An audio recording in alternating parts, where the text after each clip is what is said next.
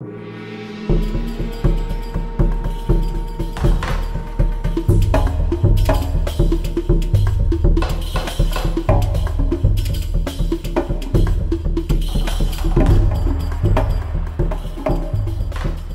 pai era militar, queria que eu fosse para a tropa, para o exército. Coitadinho de mim, empurraram-me, eu fui. E fui para transmissões Morse. A propósito das memórias, eu ainda sou capaz de transmitir Morse. Ficaram nas memórias. E um dia eu estava em Santa Margarida, em manobras, com a divisão da Escola Prática de Engenharia, e conheci um rapaz, que era um cabo, era um escriturário, que falou muito de televisão. Para mim, televisão, se calhar nunca tinha ouvido falar nisso. E vai haver concurso. Bom, eu acho que foram duas razões, mas aí havia, na altura eu trabalhava com o Major, que era lá o chefe das transmissões divisionárias. Ele gostava muito de mim, mas eu não gostava dele. Então, televisão, que engraçado. Então, como é que é? Como é que se vai? É um concurso, não sei o quê. Então, mas concurso... vamos lá. O programa. Coisas eu já sabia, eu vinha das eletrónicas, das físicas, das ópticas, outras não, lá fui estudar, concorri. Isto em 56. Fiz 56. Éramos 120 numa sala, algures ali, para a Rua da Alfândega, sala cheia. Acho que ficámos 20 e tal a selecionar. Passei. Não sei porquê, porque eram 3 engenheiros, isso é uma coisa que eu mais tarde que pus em causa. Eram 3 engenheiros a escolher operadores. E como era para operar com máquinas, eram os engenheiros que escolhiam sem pensar da sensibilidade estética ou não. Porque um iluminador, saber ligar a luz é só fazer assim. Agora, onde é que põe o projetor? Como é que é? Isso já não tem nada a ver com a eletricidade. Tem que ver com outra história. Havia um engenheiro que queria que eu fosse para os emissores. Os emissores, Monsanto, não sei o que. Desci o nariz, tive sorte. Portanto, passei, mas o tal senhor Major, que eu não quero dizer o nome, porque ainda há família. O senhor já cá não deve estar. Mas era...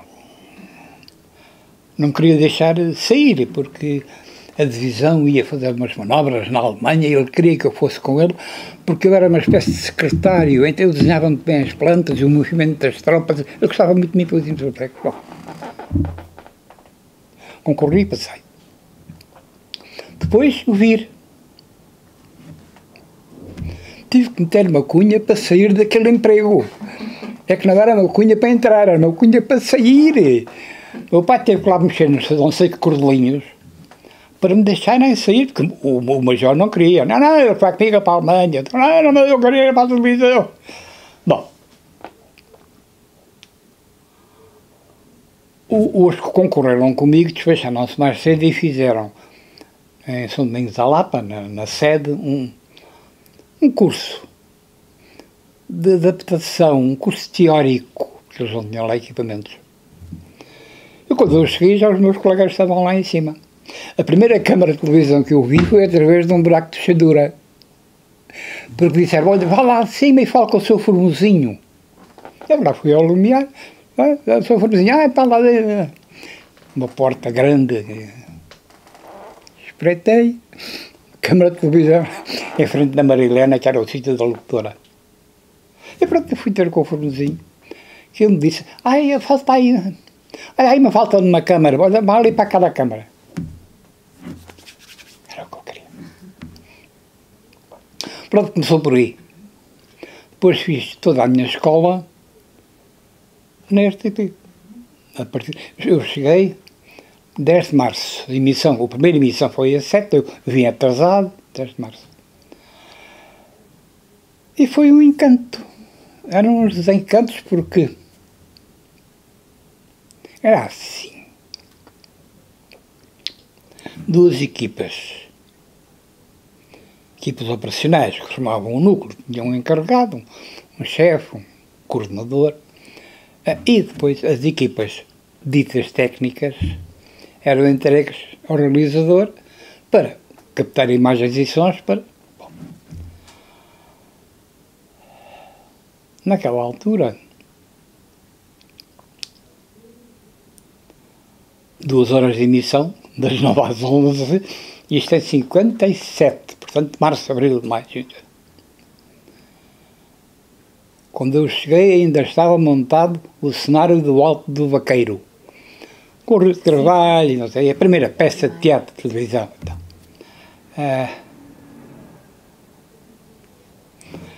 havia uma grelha semanal, os programas do domingo, da segunda, da terça, da quarta, da quinta. À terça-feira, se a memória me não falha, era o dia do grande filme. Os filmes grandes, de 1 hora, 2 horas. Quarta-feira era o teatro. Para nós era assim o que mais interessava. Depois, ao sábado, havia um teatro pequenino, meia hora, 35 minutos. E esta grelha começava da emissão à segunda-feira. Mas para nós começava à meia-noite, de sábado para domingo. E entramos num espaço, estúdio, que é um estúdio, um barracão, grande, onde em princípio não entra nem luz nem som, em princípio, porque luz não entrava, mas o som entrava quando os aviões aterravam no aeroporto. Em Bragança sabia-se, ouvia-se. E, bom, nós continuávamos como se nada acontecesse. Não continuava nada. Meia-noite de sábado para domingo, entrava a primeira equipa da cenografia. Vinha desmanchar tudo o que lá estava, digamos que normalmente ficava o estúdio completamente vazio.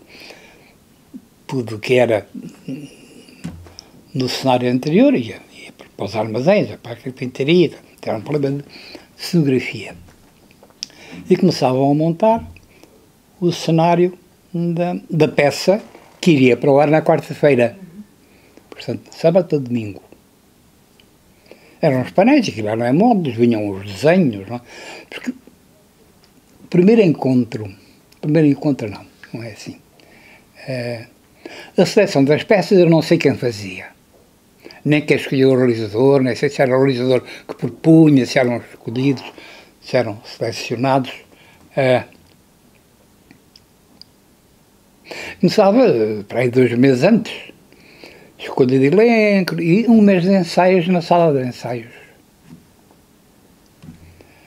E o primeiro contato com o cenografista, que era quem iria criar o cenário dessa peça de teatro, de acordo com a peça em si, de acordo com a interpretação que o realizador fazia daquele texto.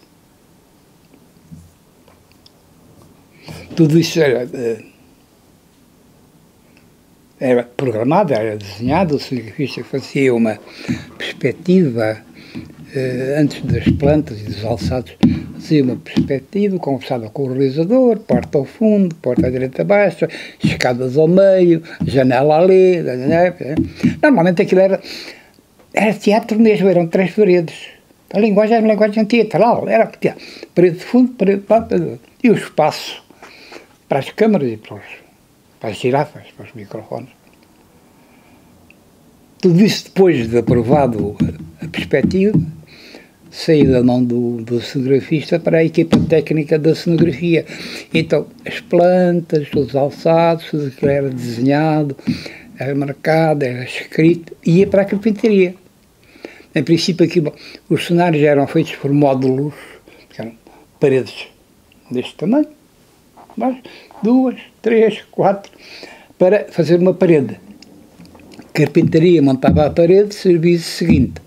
Vinha o pessoal da pintura, que cobria a parede de papel de cenário. Papel de cenário pintado, colado. Depois vinha a pintura pintar o papel de cenário. Antes de tudo,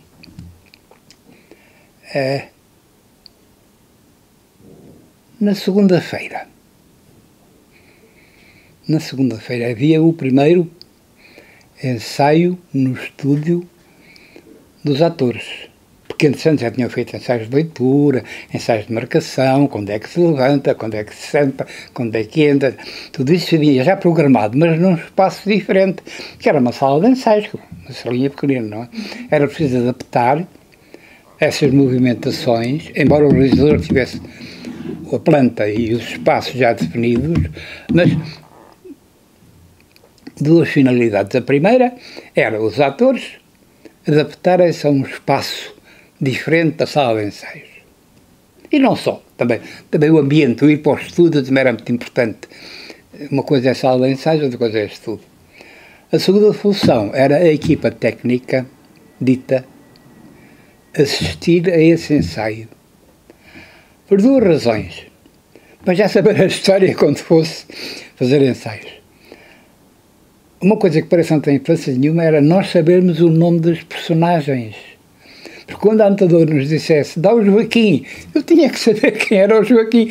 Eu tinha que estar informado minimamente, independentemente de ter a folha de planos. Não. Naquela altura, eu lembro-me, todos nós tínhamos a planificação da peça toda junto à câmara.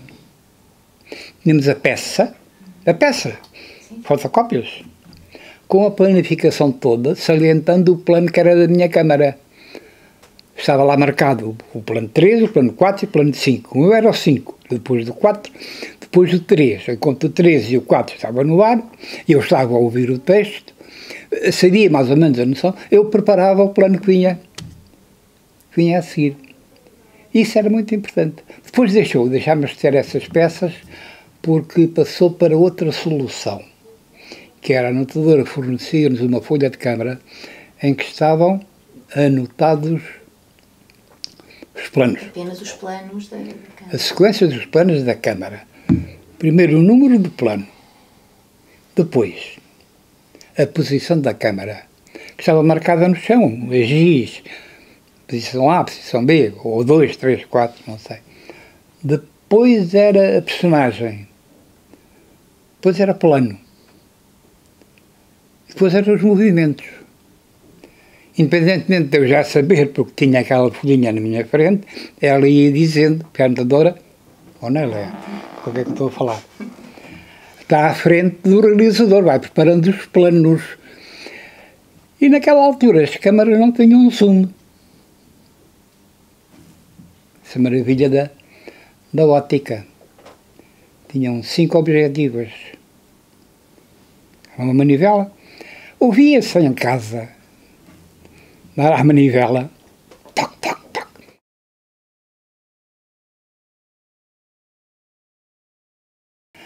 Provavelmente a câmara já não tinha mais nada para me dar, porque os movimentos de câmara não tínhamos, porque a câmara não se mexia.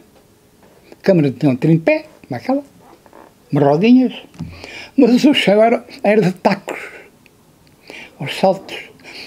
A câmara a andar, aquilo balançava tudo. A câmara estava quieta, muda de plano, muda de posição. Portanto, panorâmicas sim, para cima, para baixo, acompanhar os atores, outros descritivos, tudo bem. Agora, travelings, havia uma hipótese.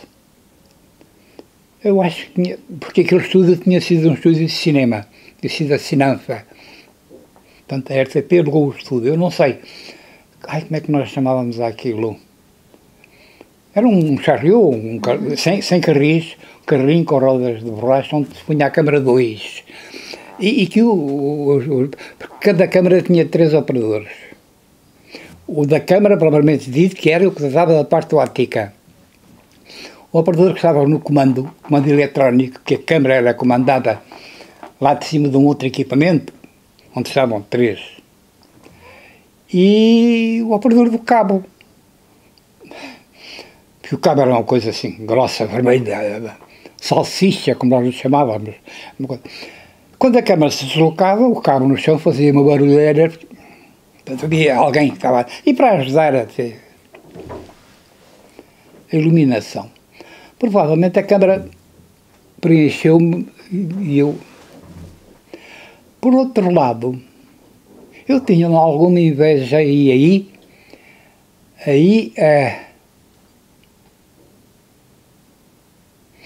vou falar do Abel Rezende.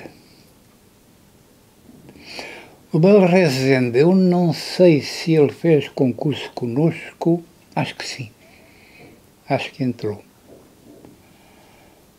Porque nós até brincávamos, porque o iluminador ilumina a cena, o cenógrafo monta o cenário, põe lá os móveis, põe não sei o quê, o realizador faz as marcações, e faz a planificação, onde é que está a câmara, a apanhar quem, e depois o iluminador tem que criar o ambiente de luz para que a imagem, que naquela altura era preto e branco, ou preto, ou branco, ou cinzento, mais preto. Logo, era apenas a quantidade de luz que definia os volumes. Hoje não, com a cor, se eu puser uma cor amarela em frente de um azul, eu sei que não é. Mas se o azul do fundo em cinzento for igual ao amarelo em cinzento, as duas coisas colam-se, então não havia, principalmente a distância. Por outro lado, fazer a luz dava ao iluminador uma certa liberdade criativa. O realizador definia o ambiente, ou é um dramalhão, ou é uma comédia, e naquela altura nós até brincávamos. Era a luz tipo de Giotto, que era tudo iluminado, para ver os bonecos. E era a luz tipo Caravaggio, em que o fundo era negro. Aí o Rezende era Caravaggio. E havia um colega, Risetti, já que anos que eu não vejo, saiu de tudo. E essa era luz para encher, porque era cómodo. Era 2, 3, 4, 5, tudo iluminado. Onde quer que o ator estivesse, tinha lá uma luz capaz, porque estava sempre com...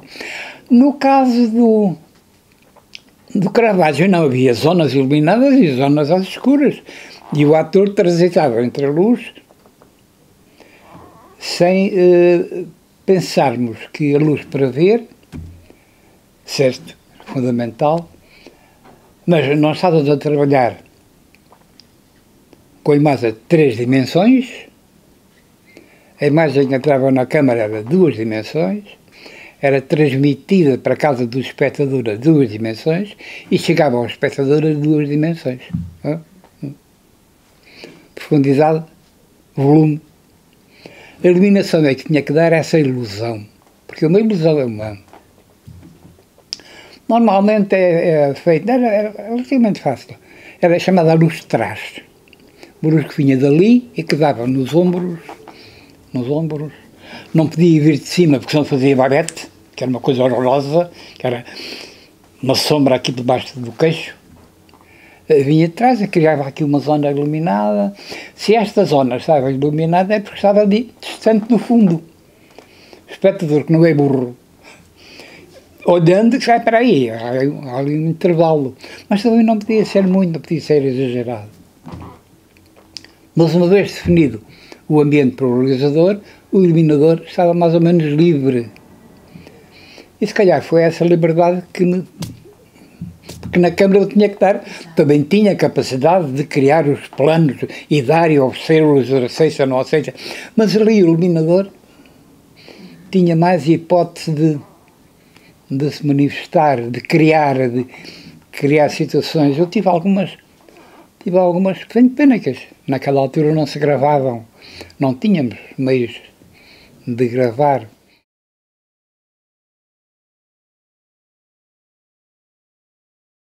Tem que ver comigo, porque nunca guardei nada na manga. Eu fui competitivo QB.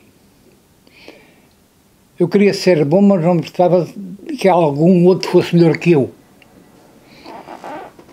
Um mês depois de estar no estúdio, os operadores que entraram a seguir do concurso seguinte Eu já vos ensinei como é que era. Onde é que se aperta o cabo, onde é que se guarda a câmera, onde é que se enquadra, como é que... dentro das coisas. Depois, eu já não sei como é que começou. Não sei. Mas era qualquer coisa que sentia prazer a fazer, não é? Não! O problema ali era uma relação com os outros. Se eu posso ajudar os outros, então vou ajudá-los. Eles não sabem, mas eu sei. Epá, então faz assim. Olha, faz esta. Não, assim não faças. Ah, não. Experimenta. Talvez resulte. Vê lá que podes... Então, havia uma relação, porque naquela altura aquilo era mesmo, quando se fala numa família, era mesmo uma família.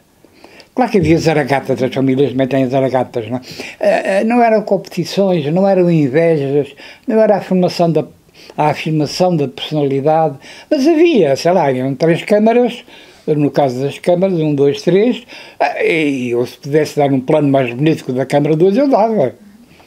Sim, mas o Hélder quase esteve a dar formação praticamente até sair, até se reformar da RTP. Sim. Portanto, foi muito tempo, não é?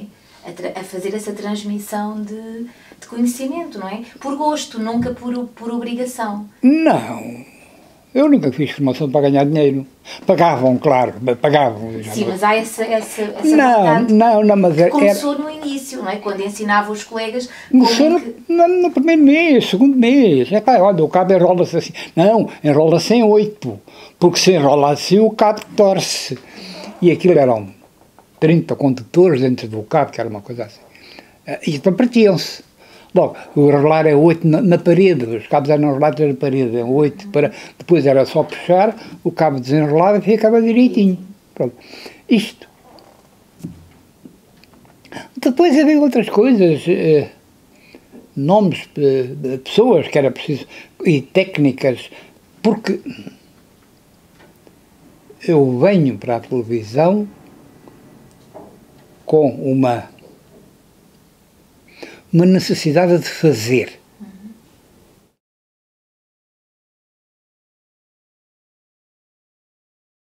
Concorri a uma bolsa da Gulbenkian para um estágio na RAI e na URTF, que na altura era não sei como é que se chama.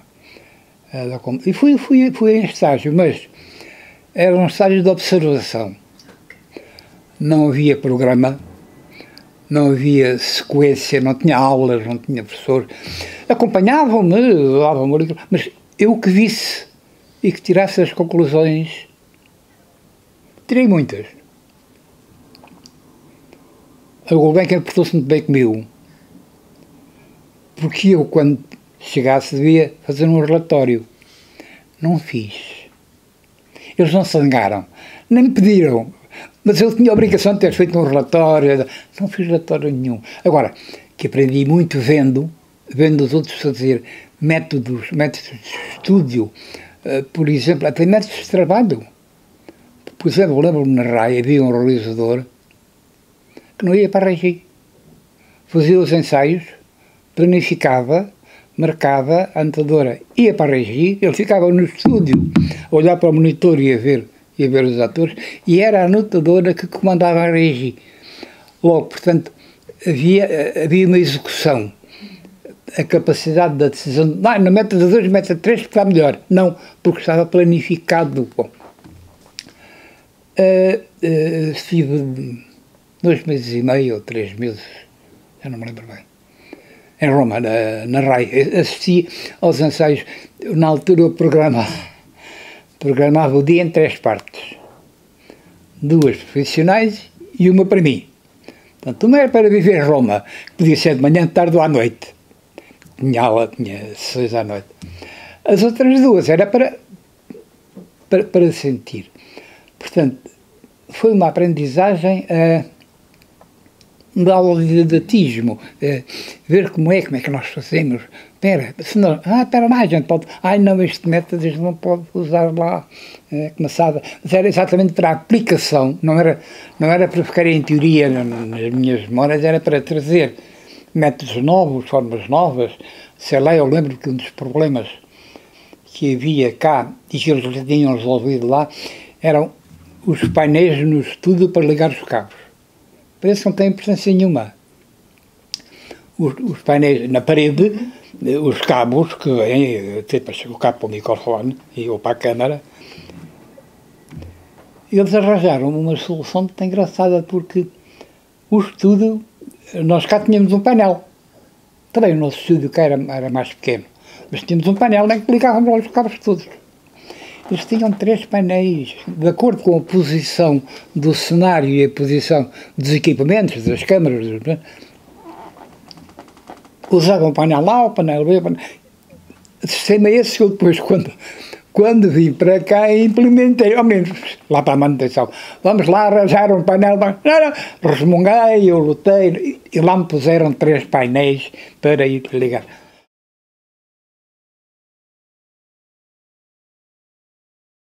Houve um concurso. Eu concorri.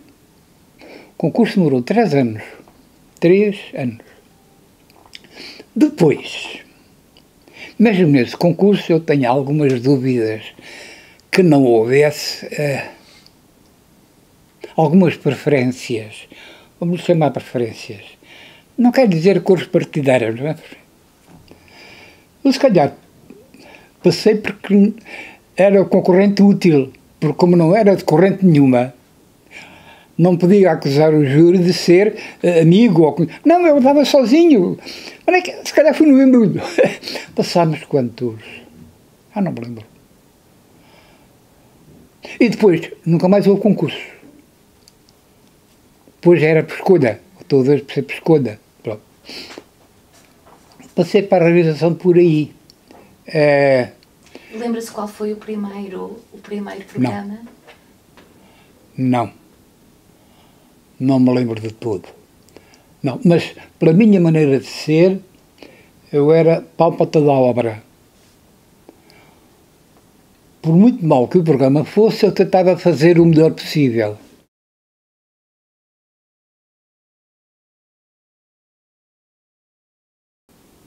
De algum modo, os meus colegas fugiam a este tipo de programas. E eu, é um programa, é para fazer, é de música, então bora lá fazer. Porque, nesse tipo de programas, a nossa criatividade é um bocado relativa. É um bocado relativa. Porque é aplicar uma forma a uma outra forma. O músico escreveu, o maestro ensinou, selecionou, criou o ritmo, não sei o quê. Há que transformar isso em imagens e sons. O som é menos complicado, é pôr o microfone em boas condições, e eles cantam ou tocam. A imagem não. A imagem vai mostrando. Portanto, é a forma de transformar as imagens que estão ali em imagens para transmitir. É evidente que há uma técnica, quer dizer, que quem fala mais alto tem prémio. O solista tem plano. Porque está a fazer se eu mostro o violino e eu estou a ouvir o saxofone, alguma coisa não está bem, não são eles. Eles estão a tocar o que lá está na partitura. Eu é que estou errado. Depois há pequeninos nadas neste tipo de tratamento, que não tem que ver com a encenação, mas tem que ver com um elemento importante que ainda não falámos aqui, que é o espectador. O final da cadeia. O espectador é fundamental. É para a cabecinha dele que eu estou a trabalhar. Eu tenho que o convencer. Primeiro, tenho que convencer o espectador a estar sentado. Senta-te aí e não saias. Estás sentado. Então agora vamos lá. Ele não dá por isso, coitado, não sabe, não é? Eu também não tenho que saber. Não é? Mas, em princípio, eu devo saber como é que trabalha a cabecinha dele, e os olhos e os ouvidos, para, por exemplo, está num tutti, a orquestra toda a tocar. Eu sei que a seguir há um solo de flauta. Para já eu tenho que ter a câmara preparada, porque não é de repente que ele vai lá à procura do plano. Portanto, o plano já está preparado. Agora, o momento de entrar a imagem. 3 hipóteses. Ou entra quando começa a tocar a flauta, e aí a música comanda o plano, toca net. Ou entra um bocadinho antes. Eu digo ao espectador, agora vai tocar a flauta, queres ouvir? Toma. Mostro-lhe o plano, entra um bocadinho antes da flauta tocar. Daí o espectador fica todo contente. Ah, é uma flauta. Ah, pois é. Portanto, eu já lhe disse, vais ouvir a flauta. Ou então, não meto. Deixo fazer o solo, deixo começar o solo, deixo que o espectador diz, o quê? Então, está lá a flauta. Eu estou a ver todos. Portanto, o espectador quer ver. Se ele quer ver, eu mostro-lhe. É evidente que tem que meter a música, é evidente que tem que... Mas o comportamento do espectador é, de algum modo, comandado por mim em função de uma obra que já está estruturada. Porque não sou eu que vou dizer ao senhor da flauta, olha, toca agora, ou esteja calado. Bom, portanto, este jogo de planos, por exemplo, há um solo de violino e o contrabaixo faz acompanhamento. O violoncelo, por exemplo. O espectador está a ouvir os dois sons, que são diferentes, o violino e o violoncelo. O que é que eu mostro? Os dois. Para mostrar os dois, sem a orquestra toda. Então eu mostro um e outro. Que jogo é que eu faço entre a imagem do violino ou a imagem do violoncelo? Sobrepor não dá jeito. Neste tipo de programa não funciona. A imagem fica uma grande confusão. Então eu mostro o violino e o espectador está a ouvir o violino, mas lá atrás está... O que é isto? Eu mostro. Isto é o violoncelo. Mas o violino continua, porque ele é o solo. Então vou ao violino. Vou ao violino com a mesma imagem ou com outra? Se é com a mesma imagem é repetição. Se é com outro ângulo sobre o violino. Porquê? Para variar. Por vezes, porque todos nós sabemos, quando entra um plano no ar, isto continua a ser nas telenovelas, a atenção do espectador sobe um bocadinho. Uma coisa nova. Eu estou a ver o Joaquim, de repente eu vejo o Manel, olha o Manel. A mudança de plano é uma forma de estimular o espectador. Depois abusa-se muito, quer dizer, são tantos uns atrás dos outros, os espectadores já... Como é que eu estou a ver? Aí há uns mestres, que são os mestres da publicidade. Saltam muito, mas as imagens são simples, são de leitura fácil, não são imagens complicadas. Mas, até porque, para eles, o tempo é dinheiro. Por essas razões, ou porque era desafio para mim, ou porque gostei de Jorge Matos, porque as relações humanas são fundamentais neste tipo de trabalho, ou porque ninguém queria fazer, então eu faço. Fiz muitos programas de chamada música erudita. Havia também os espaços.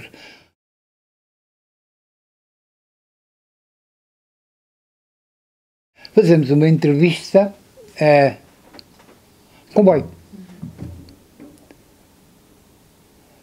Numa viagem de Lisboa e Porto, na medida que o Pinho Vargas é do Porto, e aquele programa estava a ser feito em Lisboa, portanto havia uma razão. Bom, por outro lado, para destacar a parte musical.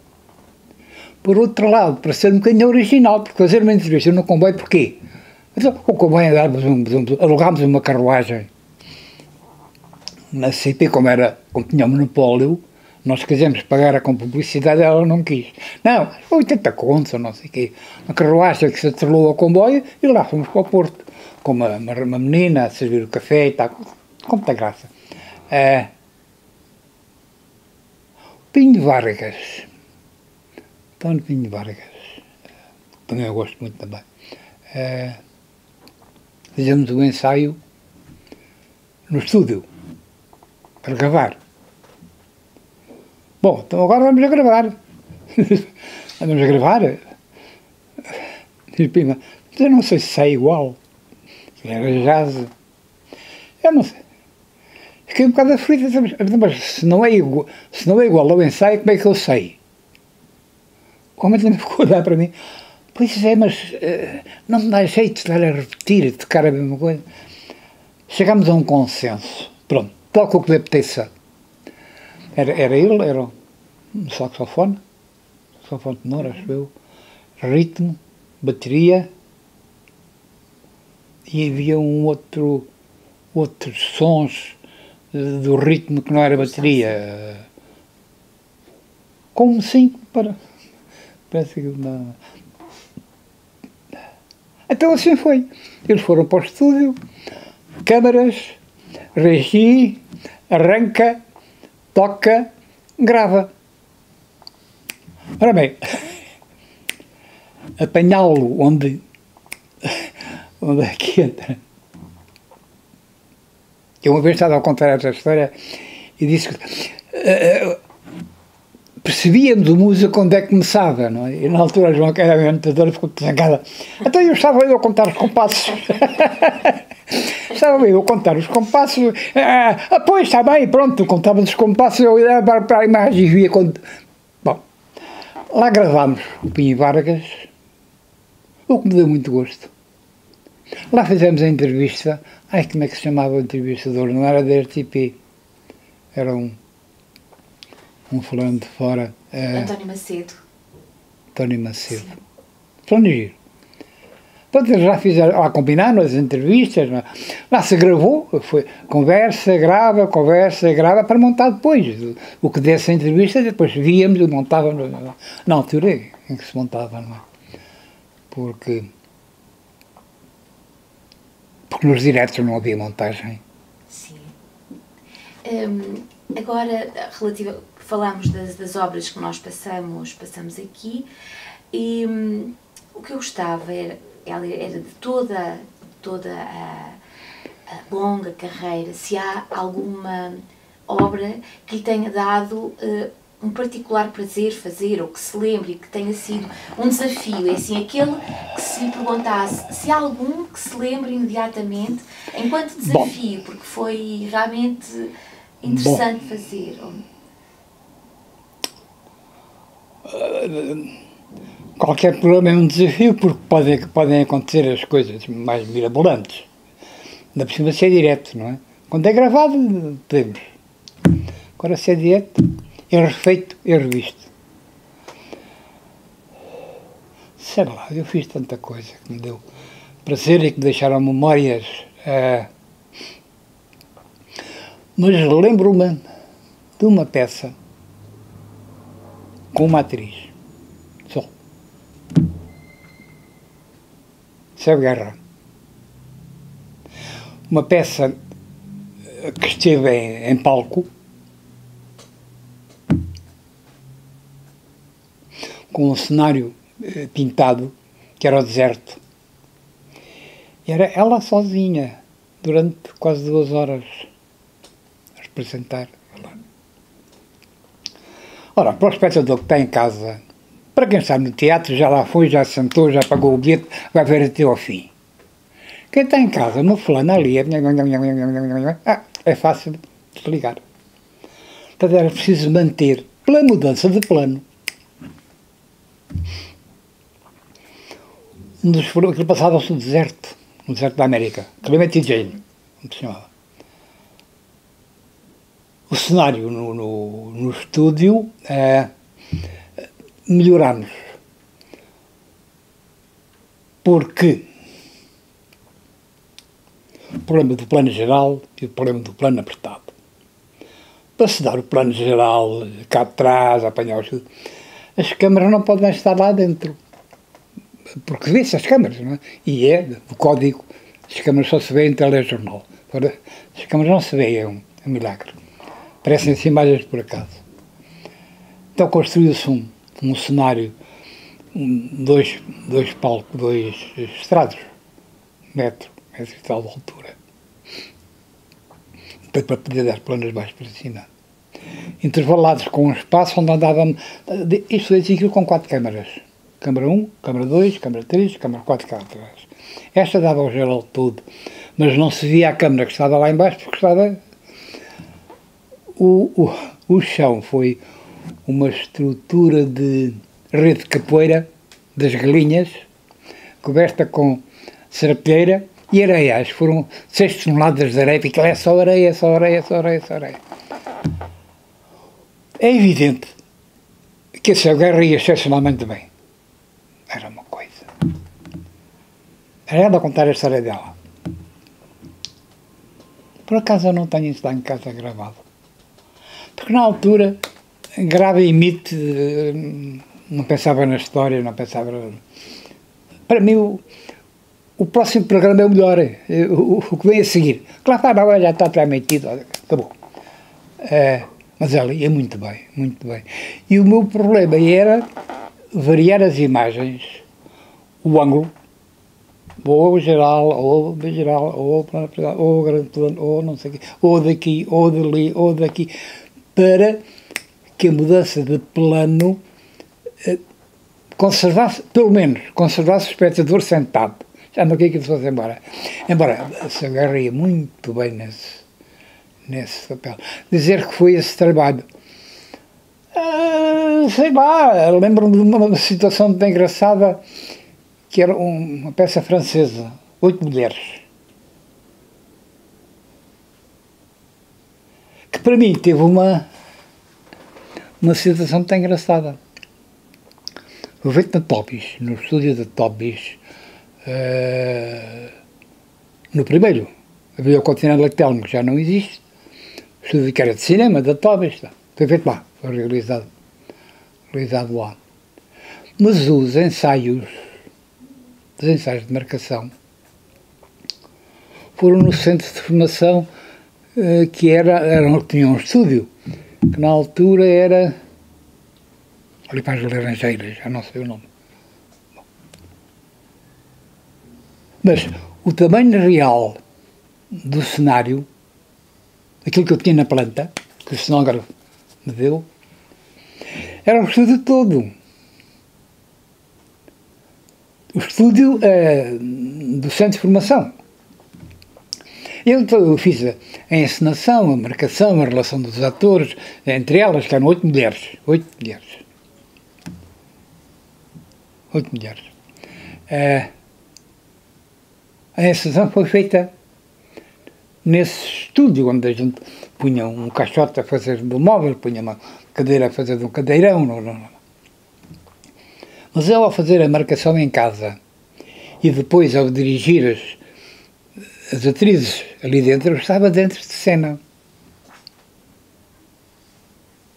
Não estava de fora. Então, os planos que eu fui vendo foi dentro de cena. 4 paredes. Então eu pedi ao cenógrafo, que já tínhamos combinado que eram 4 paredes, uma parede é para pôr e tirar. Então, a realização e a encenação foi feita com as câmaras dentro do cenário, que é perigoso por causa do plano cruzado, a confusão do plano cruzado, que é o plano, os movimentos, mas o espectador que eu levava pela mão estava lá dentro. É evidente que às vezes o espectador dava um salto, porque de repente tinha um cenário de 3 paredes, que é esta 4ª parede, e estava a ver a cena toda. Eu punha o espectador cá fora a ver tudo, ou lá dentro, acompanhando as personagens nos 360 graus. Senta aqui, senta ali. Foi um desafio.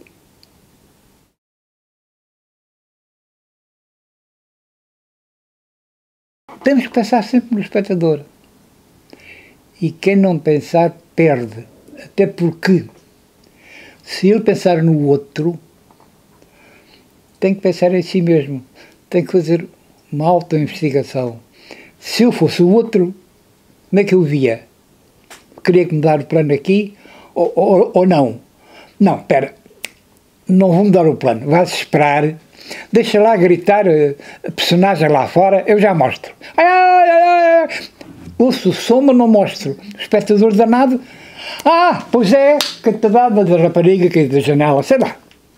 Portanto, este tipo de relação com com o espectador, ou deixar ficar o plano. O espectador já viu, mas eu não tiro o plano. Também já vi, diz o espectador dentro da cabecinha dele, que não sabe, que está a pensar assim, mas está... eu não tiro. Obrigo a ver, se quer ir embora, quando eu penso que ele está para se ir embora, eu mudo. Bom, afinal mudou. Bom, este jogo com o espectador é fundamental.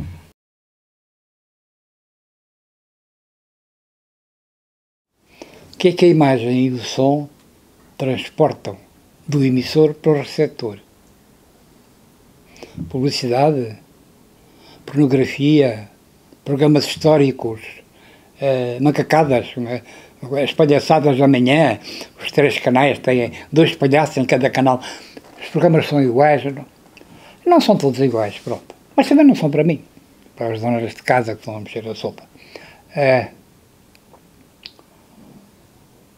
Portanto, o problema está, o que é que nós, sociedade de pessoas, fazemos desse meio de comunicação, televisão ou internet.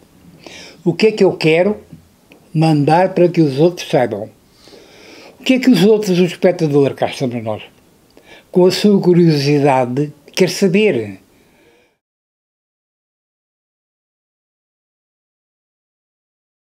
O que é que eu quero que passe? Do ponto de vista emissor, o que é que eu quero que venha ter comigo? Do ponto de vista receptor. Isso é função das mudanças. Eu ia para a aldeia do meu pai num carro de bois.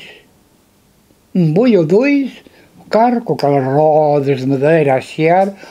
Hoje vou daqui a Paris em 1h30, 2 horas, não? Os tempos são outros.